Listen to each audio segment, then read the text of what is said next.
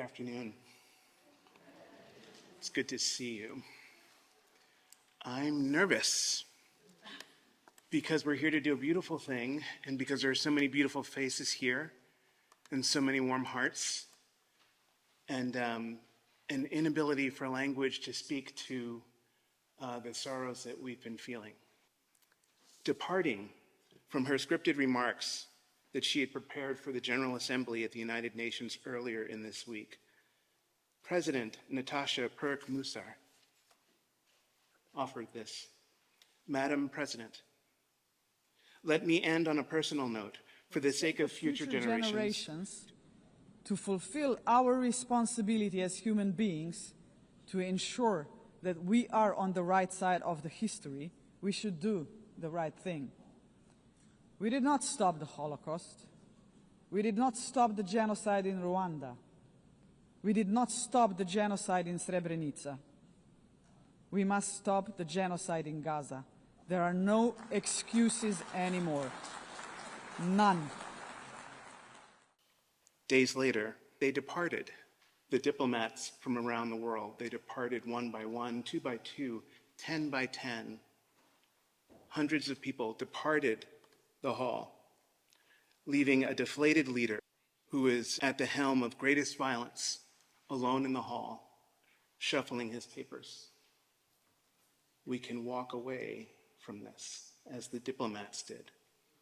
We can help to change the mood of the country, the mood of our soul.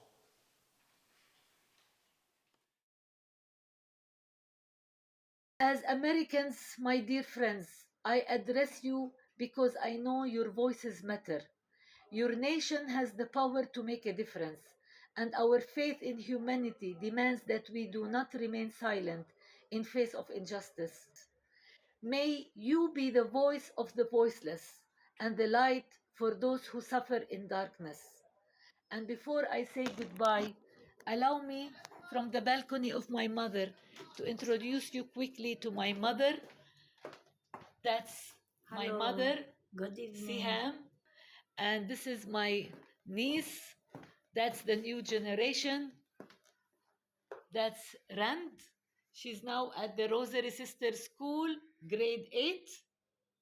And she's in the GCE curriculum. So hopefully she will grow to be what? A doctor? A defender for human rights? So this is my family, and I wish you and your beloved all the best, my dears, and thank you for your interest in humanity first and in Palestine second. Keep your voice loud enough for justice and for peace. Have a good evening.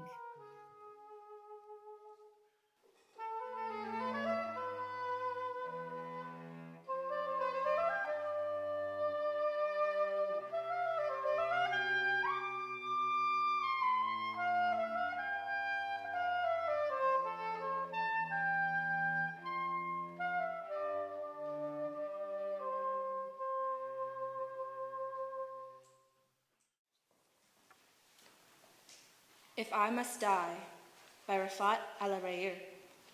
I chose this poem because 2 years ago, well, almost 2 years ago, I read it for my school in protest for Gaza. If I must die, you must live to tell my story, to sell my things, to buy a piece of cloth and some strings. Make it white with a long tail, so that a child somewhere in Gaza, while looking heaven in the eye, awaiting his father who left in a blaze, and bid no one farewell, not even to his flesh, not even to himself, sees the kite, my kite you made, flying up above, and thinks for a moment an angel is there bringing back love. If I must die, let it bring hope, let it be a tale.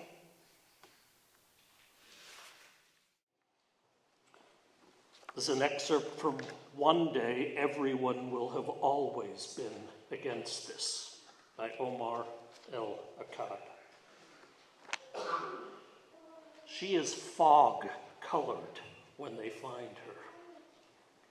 She believes she has ended. Like porters in service of some grotesque nobility, half a dozen men carry the stretcher out of something cavernous, something that used to be a home. And she, a girl of 9 or 10, is whisked away. Sitting on the stretcher, dazed and bloodied, she looks off to the side. She appears to be searching. The men who carry the stretcher move with urgency as if the doing of care, of gentleness, can undo what has happened to this girl, to this place, to the bodies yet to be dug from beneath the rubble. As the men carry the girl out of what used to be her home, she asks if they are taking her to the cemetery. One of the men says, "Mashallah." Mashallah. In literal translation, the word means what God wills. But English tasked with a word like this turns stiff and monophonic, and mashallah is orchestral to any ear that grew up on this language. It is clear that what the man means when he says the word is something else entirely, something instantly familiar to generations who have heard it spilling out of the mouths of beaming grandmothers at the end of a piano recital, at graduation ceremonies, at the sight of a newborn. Used this way, it finds its principal purpose as an expression of joy. Mashallah. Look at the wonderful things God has done. The girl on the stretcher believes she has ended.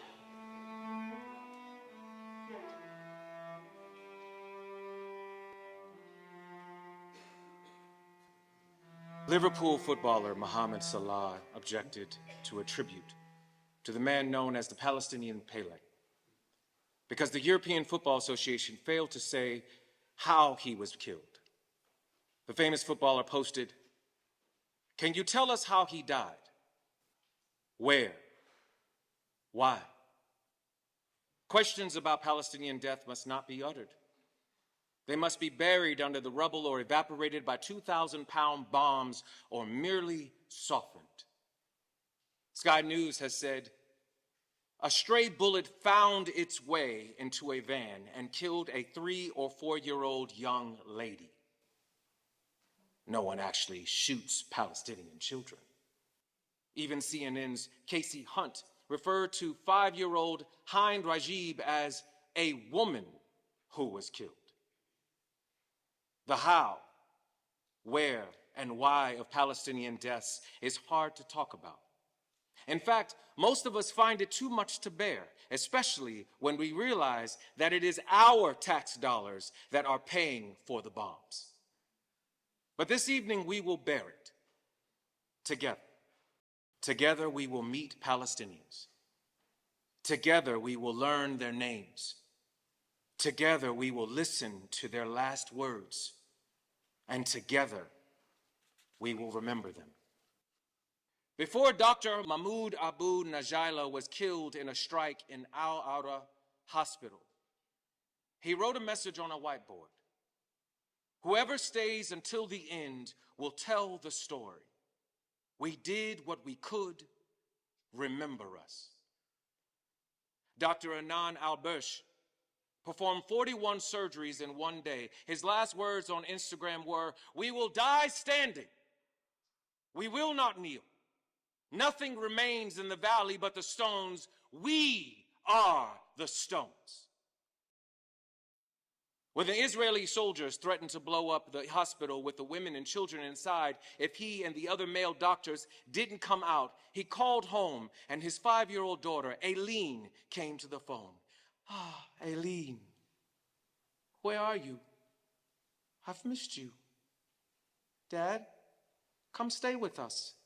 Yes, I will come to you tomorrow. He was then arrested and tortured to death in an Israeli prison camp. I'm Dr. Marwan Sultan, director of the Indonesia hospital. The Israelis have attacked the second and third floor. We have 40 patients in very serious conditions. The electricity is off and the medical staff cannot keep the generator on because of the attack. We are calling on you, our brothers and sisters from all the humanitarian societies. Please help our medical staff and the injured people. An Israeli F-16 missile killed him and his family. Two 21-year-old paramedics, Mohammed Al-Hila and Rifat Radwan, are ambushed by Israeli soldiers while rushing to aid injured medics.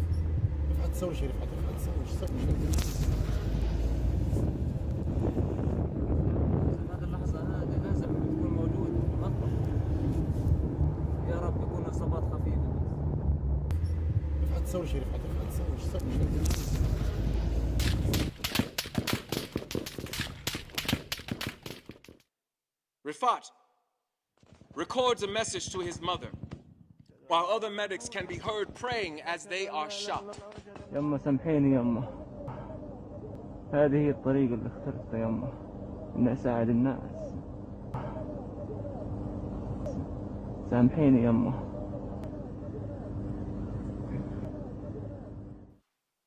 A week later, rescue teams uncovered a mass grave containing the bodies of 15 first responders buried with their crushed ambulance.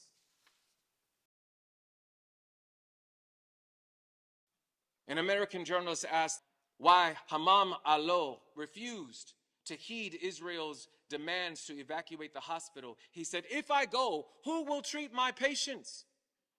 We are being exterminated, and you pretend to care about human rights. To prove us wrong, please do something." When he checked in on his elderly parents, an Israeli missile struck the home, killing him and his father. Dr. Soma Barut, a prominent obstetrician: "I am exhausted. All I want from life is for this war to end, for cozy new pajamas, my favorite book, and a comfortable bed. My heart aches. Everything is gone. 3 decades of life, of memories, of achievement, all turned into rubble. 7 souls lived here. We ate, drank, laughed, quarreled, and despite all the challenges of living in Gaza, we managed to carve out a happy life for our family." Israeli forces targeted and killed her. While photojournalist Miriam Abu Daka was reporting at Nasser Hospital, she was killed by an Israeli missile. Her last words to her little boy, "Gaith, my heart, my soul, my eternity. If I leave this world, promise me your tears will not drown my memory. Pray for me instead, so I may remain smiling in the gardens of heaven. And when life blesses you with a daughter, call her Miriam, so that I may live again in her laughter and in her light." 70-year-old Nabila's son, Muhammad, had Down syndrome. She had to feed and change him. When the IDF raided their home with a combat dog, Nabila told them, "He's disabled. Have mercy on him. Keep the dog away from him." The dog attacked him. Muhammad muttered, "No, no, no." The dog bit his arm. He patted the dog's head as he bled, saying, "Enough, shh, my dear, enough." The soldiers took Muhammad into another room and forced his mother and family out of the home at gunpoint. When the family was allowed back into the home, Muhammad had bled to death alone. Bashar Hamada's family were fleeing from a strike zone. In the car were his wife, his 3 children, and his 5-year-old niece, Hind. When Israeli tanks fired on them, he and his wife and 2 children, Ragad and Muhammad, were killed. His 14-year-old daughter, Lion, sitting between her dead siblings, called the Palestinian Red Crescent Society. They are shooting at us? The tanks are next to me? The conversation ended with her screams and gunfire. The dispatcher rang back. This time, 5-year-old Hein answers, the only survivor left in the car. Please stay with me until someone comes. Please. I'm scared. It took 3 hours for Israeli authorities to give permission for an ambulance to rescue the child. When paramedics Yusuf Zaino and Ahmed Al-Madhoun finally arrived, Yusuf spotted the car and said, "Oh, there she is." Then heavy gunfire ended communication. A US-made bomb destroyed the ambulance sent to save the 5-year-old. The little girl watched her would-be rescuers burn from the car window. When the worried dispatcher asked why she wasn't speaking, "I'm not speaking because my mouth is bleeding. I don't want to get my shirt dirty, so I don't trouble my mom." The dispatcher reassured her, "It's okay. Wipe your mouth, and I'll wash it, sweetheart." But then her voice disappeared.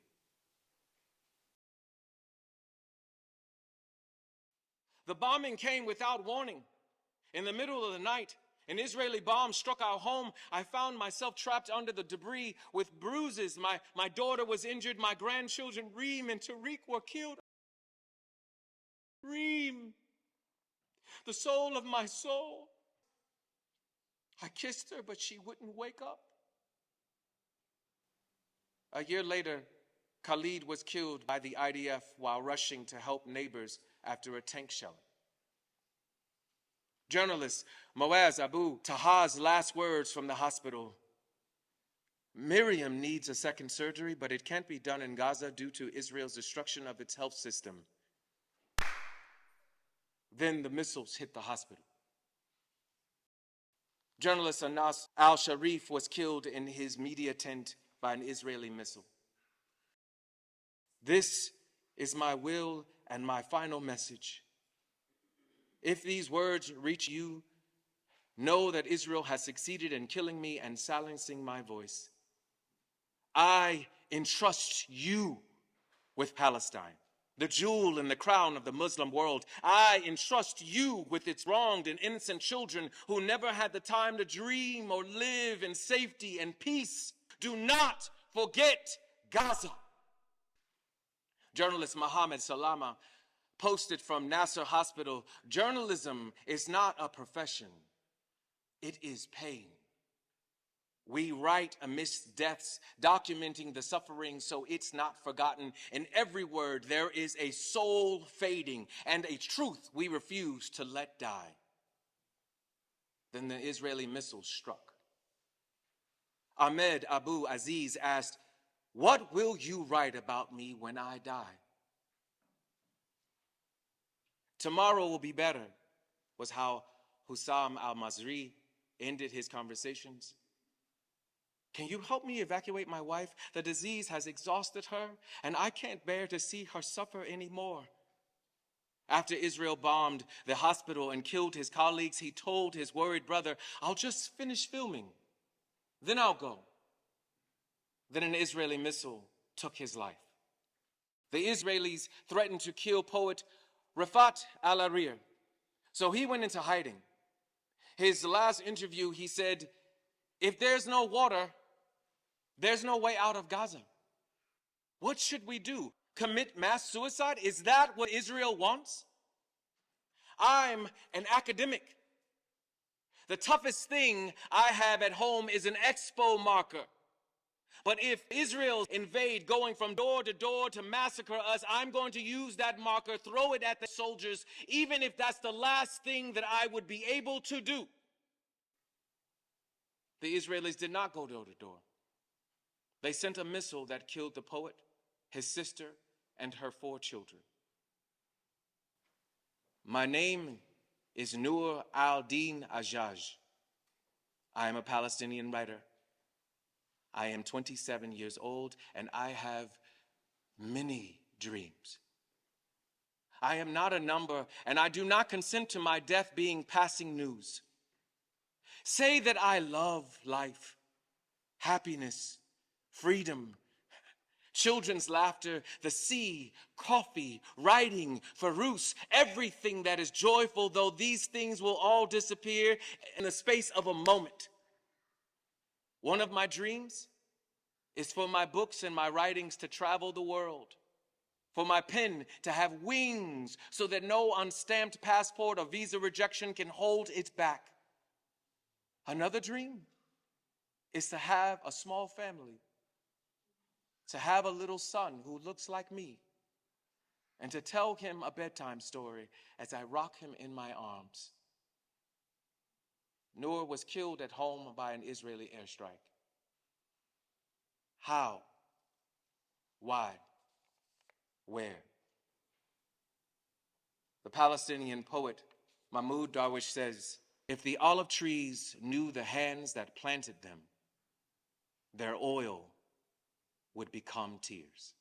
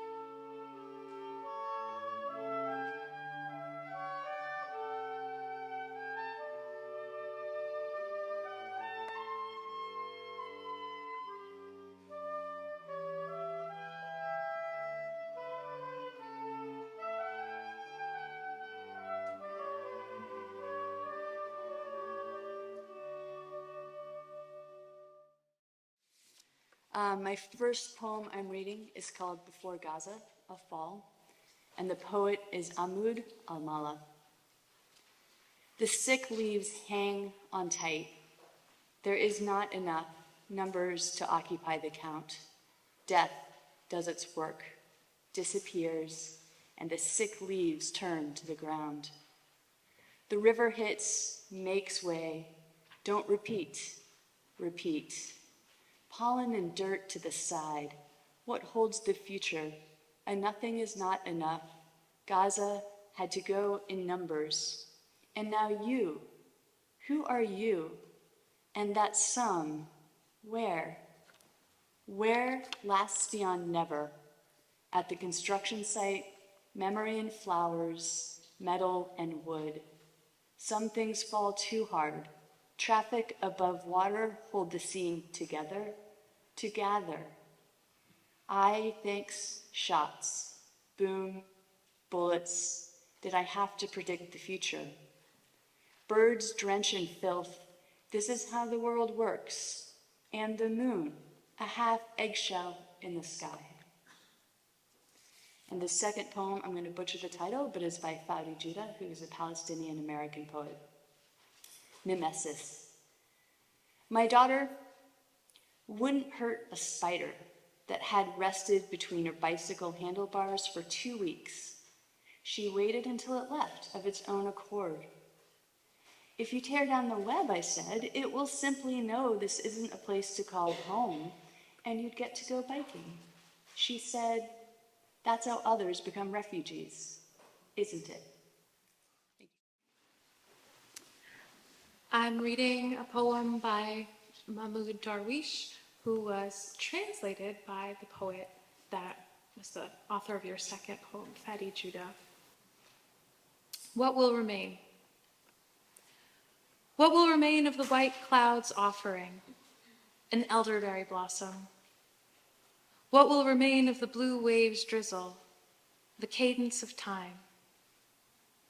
What will remain of the hemorrhage of a green idea, water in home oak veins? What will remain of the tears of love, a soft tattoo in violet? What will remain of the dust of searching for a meaning, the path of ardor? What will remain of the road of the great journey to the unknown, the traveler's song to the horse?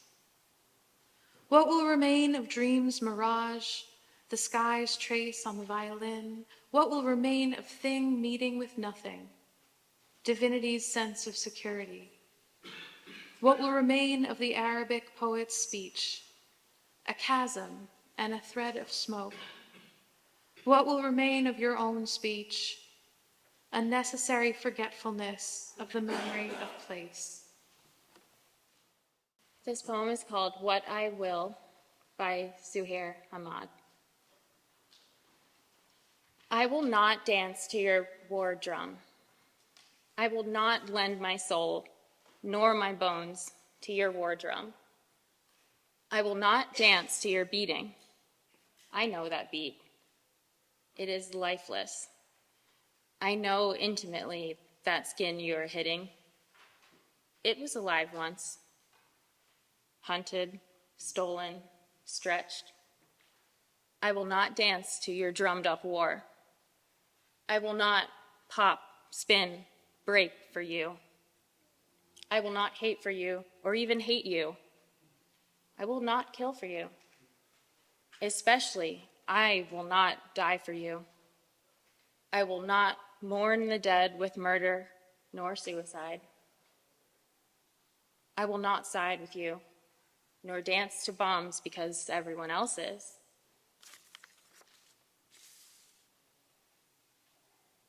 Because everyone else is dancing. Everyone can be wrong. Life is a right, not collateral or casual.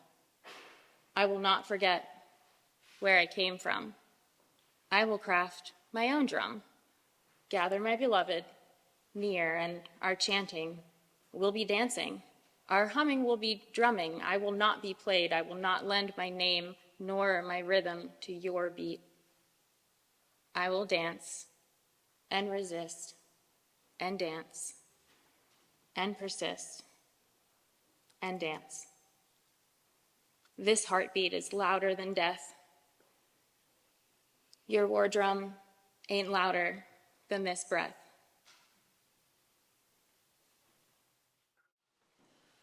I long to see her unharmed, breathing air the earth is meant to breathe. I follow the poet because I want to see her free. Words make a light path to the country I long to see, breathing oxygen of cerulean skies that all of the earth is meant to breathe, unharmed. I will call her she, her feminine pronouns her, hers. After violence, what does it mean, thriving? Does she fold into herself, onto herself, and after, long after the assaults? I follow the poet. He tells me to write. At my blue desk, a candle's flame, there's a window. The air smells like snow arriving. An army ravages her people and the land they belong to, the country she is. When I was a child, my father and I talked. I miss him. She exists. She is a country, my father would say. In Morocco, he fought to protect Arab children from the French rampage. In Paris, I never thought twice when I wore my black and gray and white scarf, patterns of olive trees, passages from the sea onto her land. I'm not Palestinian, but French, American, from Corsica. I follow the poet. He is breaking my heart each day. When the violence ends, how will she breathe in her restored cerulean sky, glimpse sun on her Mediterranean waters?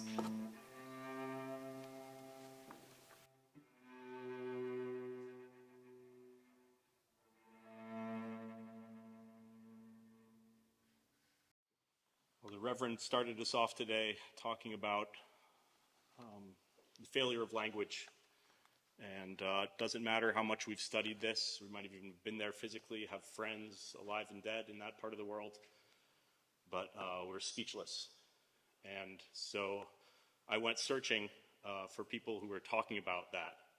And I found Thomas Merton, a revolutionary mystic who writes about the unspeakable. I'm going to read part of a chapter called Letter to an Innocent Bystander from Thomas Merton. If I dare in these few words to ask you some direct and personal questions, it's because I address them as much to myself as to you. You can easily guess that using the term innocent bystander, I had to examine my conscience to see whether or not I was being facetious.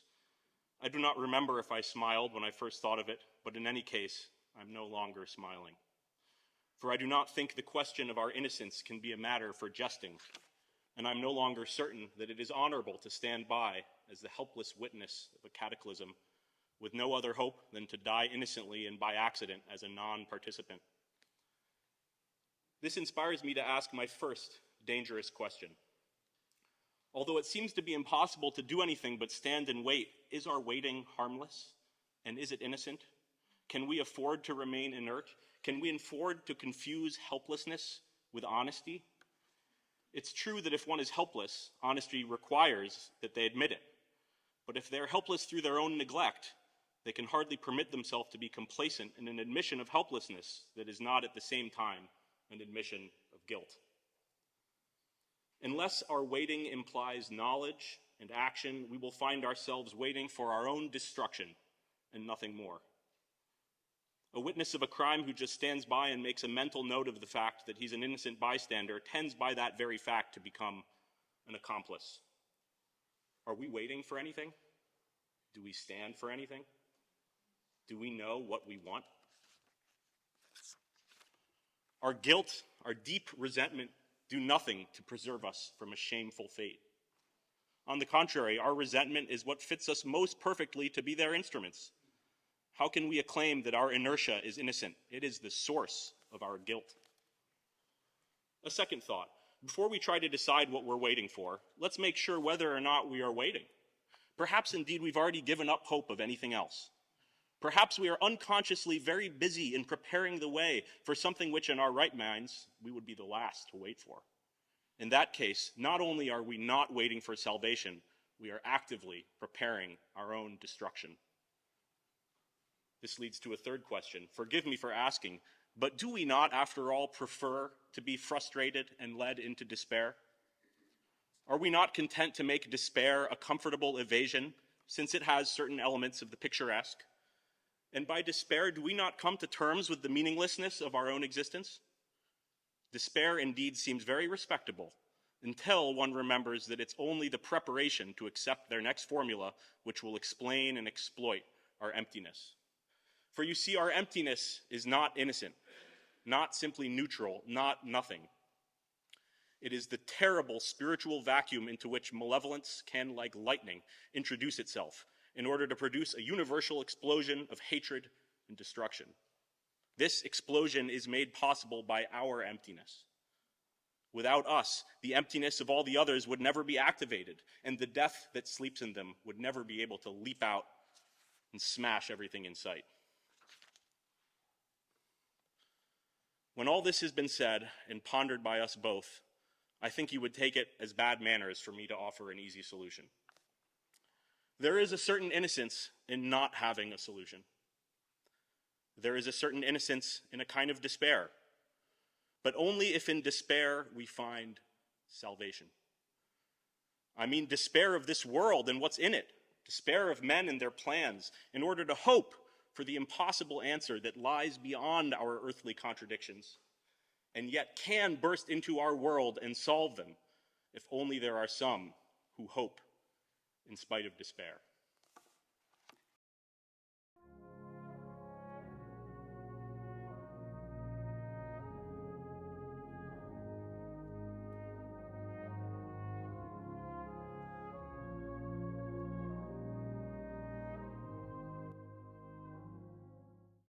And one small thing, and I'm not shy to say that, but it's unfortunately really sad to talk about, is the beards.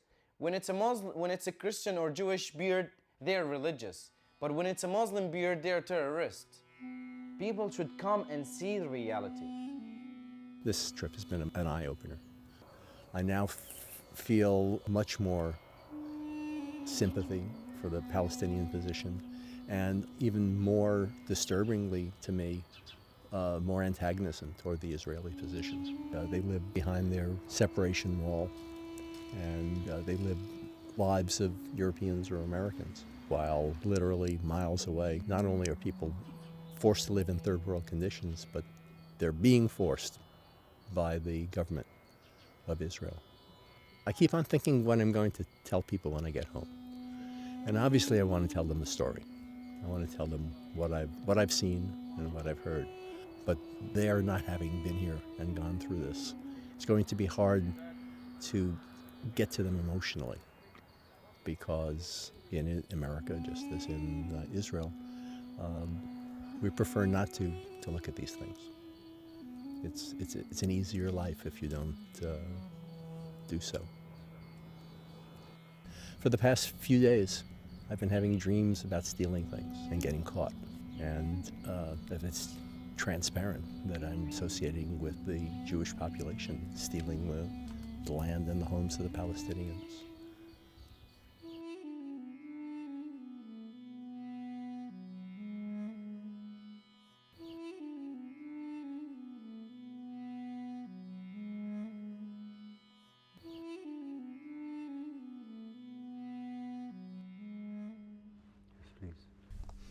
What is the single most important message you would give to the people of the United States? Again, it's an easy question. Okay, I think this is the most important question of them all, because really the United States holds the key. And 70 years ago, while they took my grandparents to the ovens back in Europe, the free and civilized world stood aside, never lifted a finger. And today, 70 years later, while these two crazy nations of ours are massacring each other without any mercy, the free and civilized world is not only standing aside doing nothing, but supporting one side almost unconditionally. You see, for the last 10 years, ever since the breakout of the last Intifada, 15 years, almost 10,000 people have died. Most of them are innocent. Too many of them are young children. And I will finish with a message. Last message as a Jew, with the utmost respect to my people, to my tradition, to my history, ruling and oppressing and humiliating millions of people for so many years without any democratic right is not Jewish, period, not two ways about it. And being against it is not anti-Semitism. And if you get into an argument, you can quote me. My name is Ramil Hanan. Do people here have hope that things can be different? In this situation, I didn't think so. The question really is, what can we do in the United States? You can just stop the money that you give it to the Israeli government. This money, they built settlements, they took our lands, they killed our people, they arrested our children.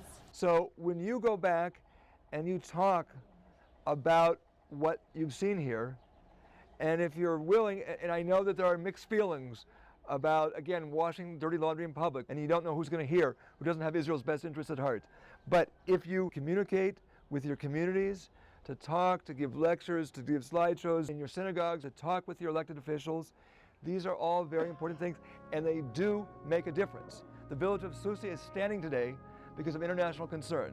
There are those who will say that we were traitors, that we were anti-Israel, that if you go back home and you talk about these things, you guys, you are self-hating Jews.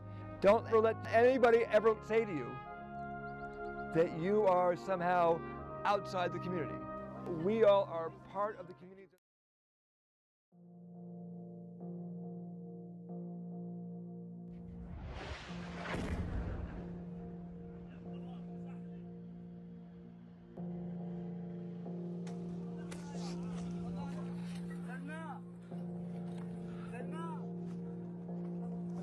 أولاد الأربعة لا إله إلا الله أولاد الأربعة لا إله إلا الله Fire never survive.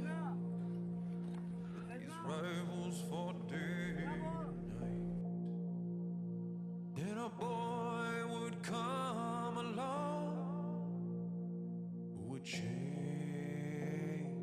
it all. For a while he too would take life, though his mother said unite these tribes. When the warrior's way began to weigh on his soul, he cried, Mama, is there redemption for the wicked and the cold? When the world tries to tear us apart, you will lower your guard, you'll show them your heart. If it's blood that they want, that they need, say take all you want, but take it from me, 'cause your love will live on in eternity. Yeah, your love will live on in eternity. People came out to see the fight. The rival extended his might, and the boy, now a man, heard his mother's final word, and he laid down his sword.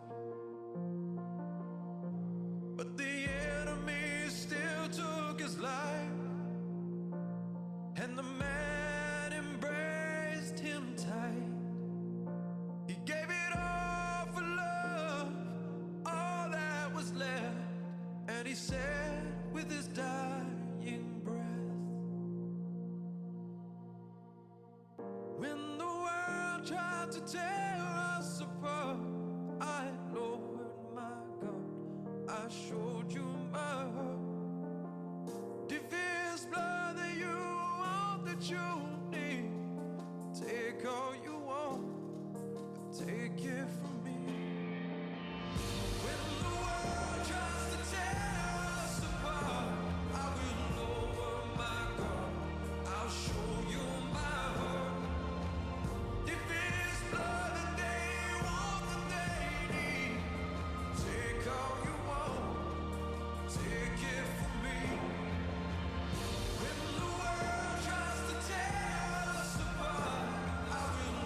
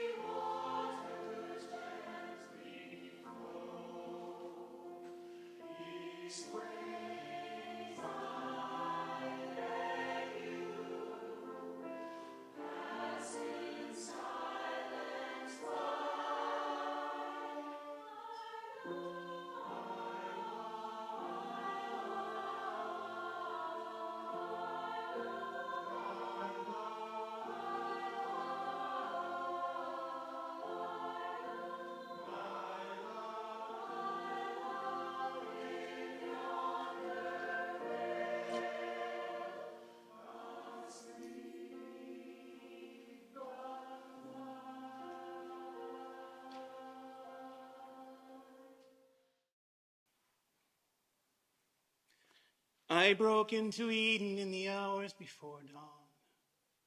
I've stolen the apples that dropped on your lawn.